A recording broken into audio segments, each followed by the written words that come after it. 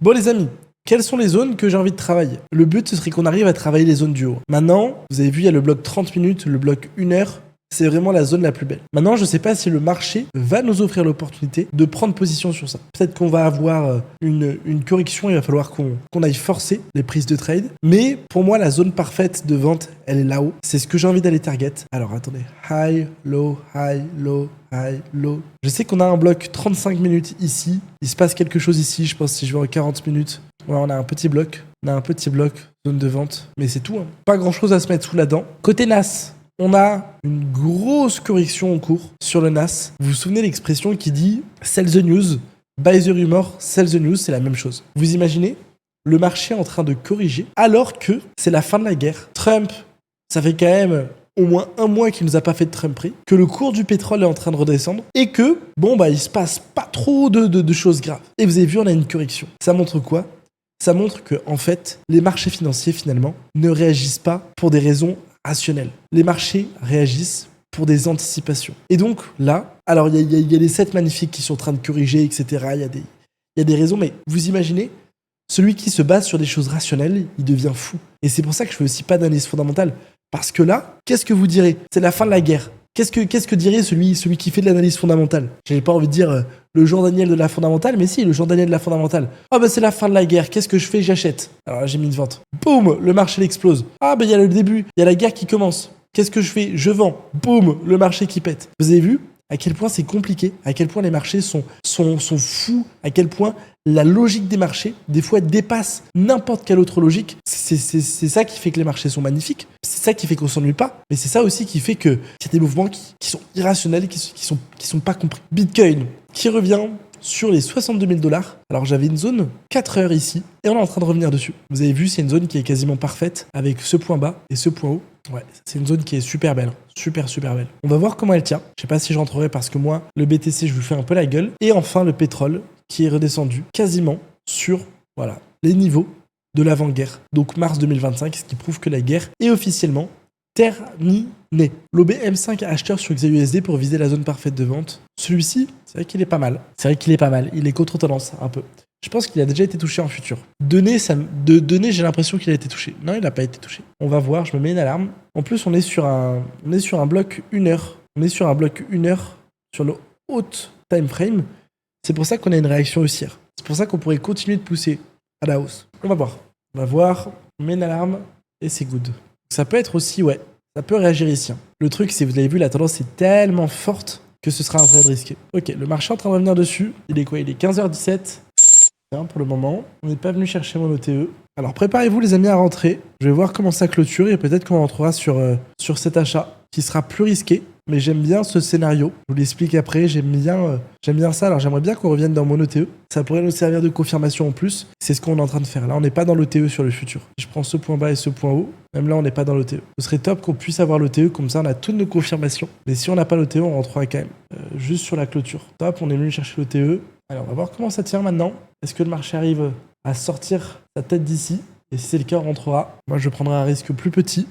Ok, c'est en train de pousser, les amis. Allez, je veux juste la clôture. On a fait une grosse bougie. On est venu liquider tout le monde. Faut que ça remonte. Est-ce que cette bougie servait à liquider tout le monde ou au contraire, est-ce qu'elle a montré le momentum ?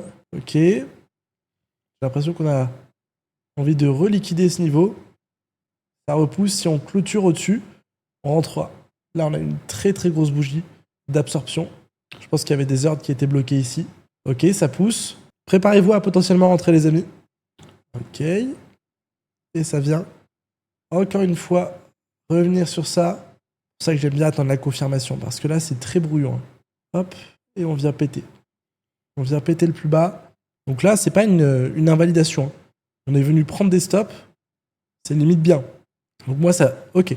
Ça, c'est bon, les amis. Préparez-vous à rentrer. Je veux juste que ça pète. Et c'est une prise de liquidité. Ok, les amis. Je viens de rentrer à l'achat sur le marché. Je suis rentré, moi, de mon côté. On a eu une bonne entrée. Magnifique. Ça, c'est top. Magnifique. Ça, c'est de l'art, les amis. Ça, c'est de l'art. On va sécuriser ici. Regardez-moi cette vol. C'est parfait ce qu'on a fait. On a fait du très bon boulot. C'est magnifique. C'est magnifique. Fin de journée. Déplacez, les amis, votre SLABE. J'ai pris mon TP à moi.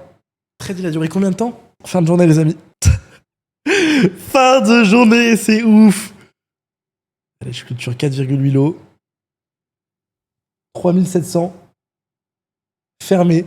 On va chercher ça. Et ensuite, les 4140. C'est extrêmement intéressant ce qui s'est passé. Ce que je fais de venir raffiner comme ça, c'est vraiment un travail de chirurgien. Par contre, une fois que vous savez le faire, vous avez vraiment un super pouvoir. Vous avez vraiment un super pouvoir. Et c'est juste de la fractalité. C'est juste de la fractalité. C'est juste de la fractalité. C'est-à-dire que tout ce que je vous apprends marche sur tous les intervalles de temps. Je vais vous expliquer, les amis, ce qui s'est passé. Alors, premièrement, pourquoi ce trade, je l'ai pris?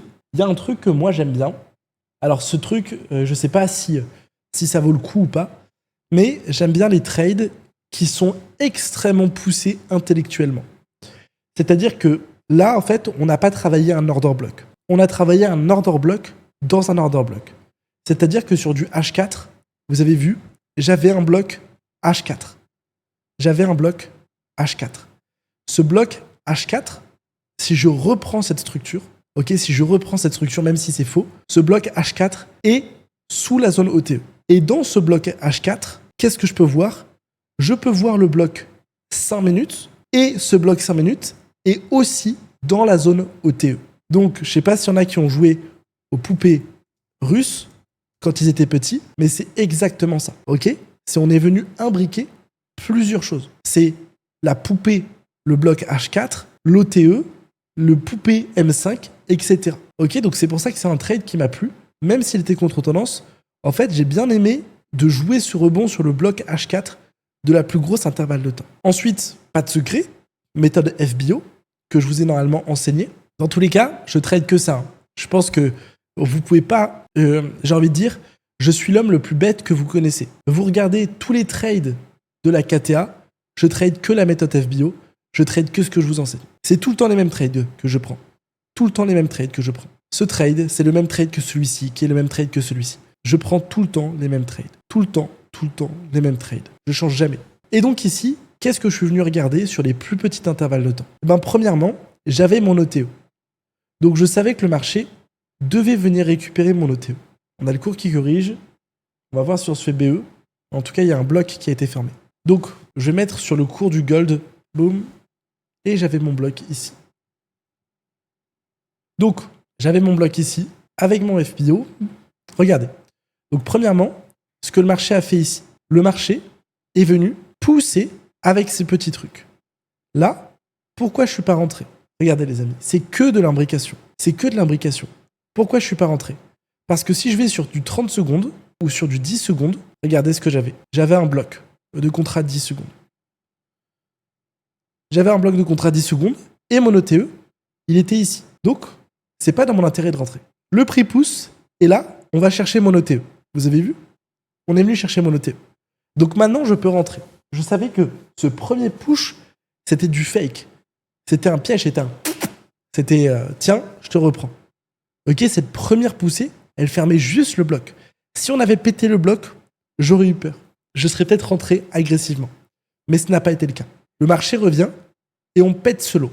Donc là, maintenant, ma prochaine confirmation, c'était attendre que ce high vienne être pété.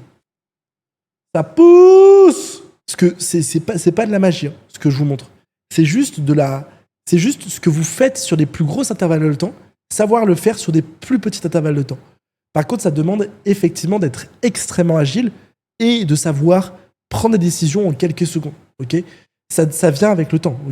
Si vous ne savez pas faire ça alors que ça fait 2 mois que vous faites du trading, sachez que c'est tout à fait normal. Moi, ça m'a pris plus de 5 ans.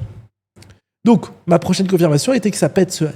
Maintenant, regardez ce qui s'est passé. Le marché est venu faire ça, et là, boum, grosse bougie baissière. Le marché est venu faire un nouveau high extrêmement fort, et à chaque fois, ça a rejeté ce niveau. Donc là, c'est juste du price actions. Et normalement, il y a un troisième de mémoire, et qui vient de nouveau, boum, être rejeté. Et regardez ce qui se passe là. On vient créer, juste là, des equal high. Une poche de liquidité. Et qu'est-ce qu'on vient faire en bas? C'est pour ça que je vous ai dit, les amis, cette chute, elle me fait pas peur.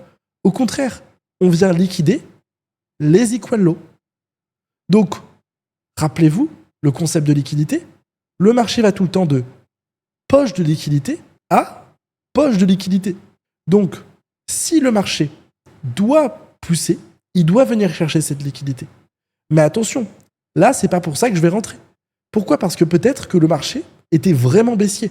Et dans ce cas-là, il aurait fait des jambes baissières. Donc, qu'est-ce que je voulais faire maintenant ? Ce que je voulais faire, c'est qu'on confirme qu'on vient prendre la liquidité. Le marché continue de chuter et boum, on vient chercher la liquidité. Nous, on est rentré ici. Avec le délai, on est rentré ici. En réalité, peut-être qu'on aurait pu rentrer à la deuxième touche parce que le marché aurait pu chuter là.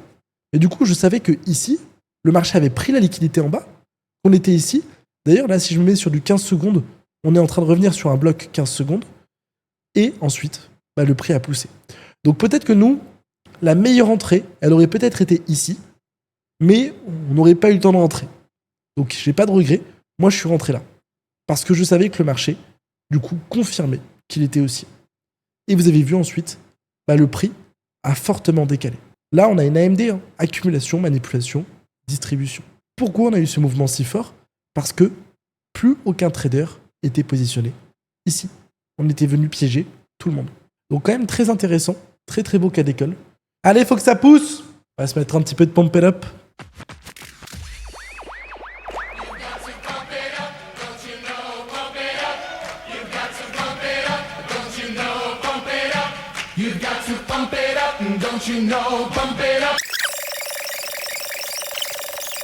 Cas de profit en cours, mais allez, let's go. TP3, clôturé, vérifiez vos comptes. 17 500 $ clôturés en live. C'est pas mal. Et ça me suffira pour aujourd'hui. 17 000 $ clôturés devant vous en live, ça fait plaisir. Le TP3 des familles. Position magnifique. Fin de journée. Et les amis, merci à vous. J'ai fait 17 000 $. On a ouvert le trade, il était quelle heure ? 22. Donc on a travaillé 30 minutes. Ça me suffit. J'ai gagné 17 000 $ en 30 minutes. Maintenant, on peut aller profiter de la vie, faire autre chose, couper les graphiques. Et on se dit rendez-vous demain. On a fait clairement notre plus 1%, la discipline. Même setup. Voilà. Peut-être que ce niveau va réagir.